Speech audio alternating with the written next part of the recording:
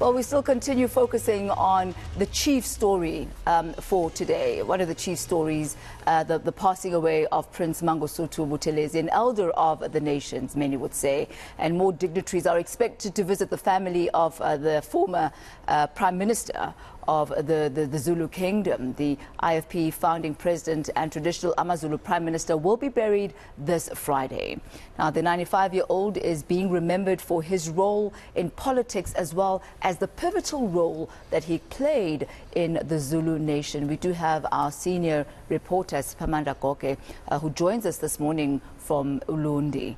A very good morning to you, Siphamandla. I can just assume the gravity of this weekend at the home in Ulundi. What has the progression been like since the announcement of his passing? This was on Saturday morning, it was. It has been a very busy couple of days for the Buthelezi family, the Buthelezi clan and AmaZulu royal family as a whole, as well as the political family of Prince Mangosuthu Buthelezi, which is eNCA Freedom Party, an organization that he founded.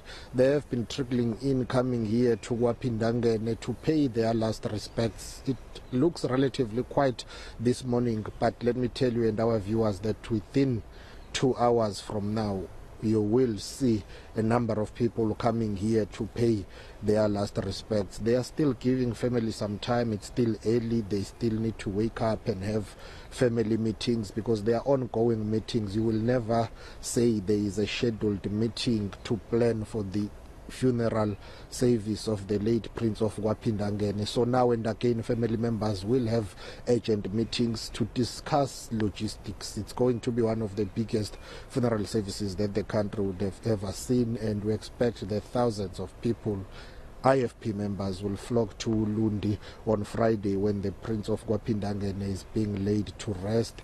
The Premier of KwaZulu-Natal province, Mangosuthu Buthelezi, has been with the family since, the news broke that Prince Mangosuthu is no more, and, she's been assisting together with the Director General of the province of KwaZulu-Natal, Dr. Mkize, in preparing for the funeral service of the late IFP founder. So a number of leaders from various political parties have been coming here. Yesterday we saw a delegation of the African National Congress in KwaZulu-Natal led by their provincial chairperson, that is Mangosuthu, together with the National Executive Committee member of the ANC, Dr. Mkize, who's the former Premier of KwaZulu-Natal and the former chairperson of the ANC in KZN, who has worked for many years with Prince Mangosuthu Buthelezi, both when he was still the Premier of KwaZulu-Natal. You'll recall that Prince Mangosuthu Buthelezi at some point was the chairperson of the Provincial House of Traditional Leaders. Dr. Mkize worked very well with Amakosi at that time, but also in his capacity as an ANC member, he was part of the 3-a-side, 5-a-side and 10-a-side. That is those who are from the ANC and the IFP who were working together trying to find peace and reconciliation between the two parties who at some point were at loggerheads. But yesterday I spoke to Prince Mangosuthu's son, that is Prince Totugo Yesizwe Zuzifa Buthelezi, who has been there throughout when his father was not well, hospitalized, and when his father took his last breath, he was there with him. And this is what he had to say about his father's legacy. Oh, where do I start? No, my father was an amazing man, and I would like to add as well as a husband, because we know what our mother experienced and what she shared with us. Because they always say you can be the biggest thing in the world if you are a failure as a father and as a husband. You really are not worth anything. Bushenge, I think, taught us everything that one needs to know through telling us and through observing how he led his life. Because they say, especially children, don't tell them and shout them what to do, they watch what you do. So honestly, through watching Shenge, we can't thank him enough for the role he played. And this is in the middle of a very turbulent life. Shenge had a very turbulent life, as most people will relate to, and from the early age, because his leadership role started many, many years ago. But it is amazing, even now when you look back, how he did it, that he did all that he did, and at the same time managed to be a father as much as he could. He always said, I know I will fall short somewhere to my mother and to us, but I will always give it my best shot. To us, we did not see any gaps, because there are people who have a father full-time, but they don't even have a quarter, enjoy a quarter of what we enjoyed in terms of him as a father. All right, so Siphamandla, that's the build-up to Friday itself. We, as you say, are going to be one of the biggest funerals the country has seen. What's going to happen for the family, for the household, from today until we get to Friday? How is the next few days going to play out? What's the plans, to your understanding? There will be a number of memorial services that are being planned. There will be one in Durban, one in Ulundi, and one in Johannesburg. And of course, every day from yesterday at 5 p.m. there are daily prayers that are happening at Wapindangen at the homestead. So that's the plan moving forward. There will be daily prayers, and as of Wednesday, I understand that there will be a number of memorial services, one in Joburg, Durban, as well as in Ulundi, which is expected to be the biggest one. Perhaps the latest information I have that I can share with our viewers is that a delegation from AmaZulu royal family and royal house will come today to Wapindangen around 10 o'clock. They will be coming here to pay their last respects, because Prince Mangosuthu Buthelezi was the traditional prime minister to the Zulu monarch. So an official delegation, which will be led by senior members of the royal family, representing the king of the Zulu nation, whom unfortunately, due to culture, tradition and protocol, that is the Zulu culture, tradition and protocol and practices, he is not allowed to go to where there has been a death. So he will not even attend Prince Mangosuthu Prince Mangosuthu Buthelezi's funeral service, because any AmaZulu king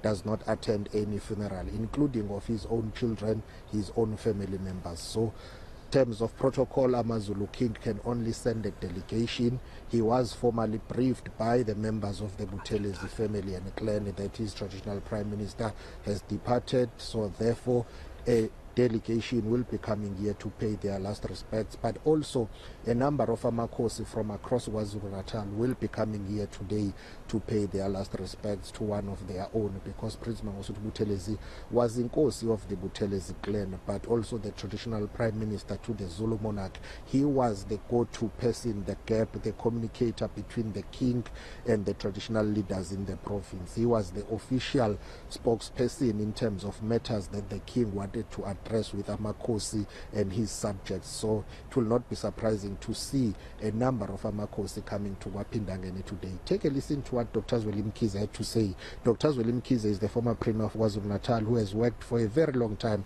with Prince Mangosuthu Buthelezi, particularly on peace initiatives in KwaZulu-Natal. He has been a very important figure in the politics of South Africa, whose role we all must acknowledge. The controversy of history, you can never edit or correct. There were controversies at the time, and of course we sat down, I can relate to what we went through. We sat down and discussed the issue. Taking from the Truth and Reconciliation Commission, it became very clear that a lot of people got embroiled in the violence, but actually at the back of the violence was the apartheid state machinery that was generating all the conflict, and therefore whoever was part of it, but the real engine of it was actually the apartheid third force, as it was ultimately discovered. Then our leaders came together to say, what do we do with that situation? And President Madiba held the first meetings of reconciliation with the IFP. We continued in that legacy. We actually were able to bring up these 10 asides, 5 aside, 3 aside, and we were able to stop the no-go zones. We were able to stop the inciting languages that went out and caused problems. We stopped the problem of violence during elections. All of this we were able to achieve. And in that process, Madiba had said to us, there comes a time when in a conflict you have to understand that there is no side that is completely innocent and the side that is completely wrong. And in our African approach in dealing with reconciliation, we always say, "Asbalwa is itumbu." So if people have been fighting and there have been deaths, you don't count what started, when did it start, how many people died, and so on. You simply say, let's stop it now, let's make sure we save the rest of the people. You know, Siphamandla, I was speaking a bit earlier on to Khosi Siyatlolo, who's chair of the Traditional House of Leaders and the Khoisan leadership. And I was remarking how at times like this, when we have the passing on of an elder, specifically an elder that was such a stalwart of culture, it also lends itself to be an opportunity for South Africans to go deeper into our culture and really visit cultural beliefs and norms that may not be commonplace, that we don't discuss in normal everyday life, because such situations just don't happen every single day. But you mentioned something quite interesting, which I think is a good talking point, and that is the fact that the Zulu King is not allowed to be anywhere where there is death. So he is not going to be attending the funeral of the late Prince Mangosuthu Buthelezi. Tell us a little bit more about the reasons around that.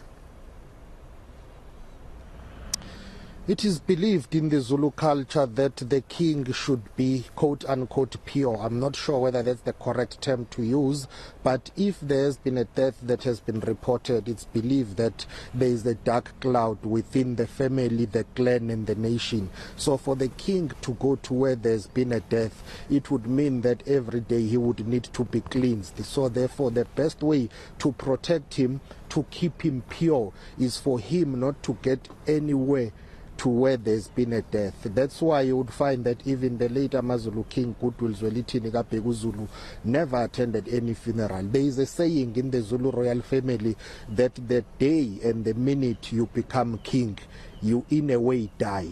That simply means there are certain things that you are not going to participate on. There are certain things that you will never be part of as long as you are the reigning monarch. And one of those is the fact that you can't even attend a funeral of your own family members.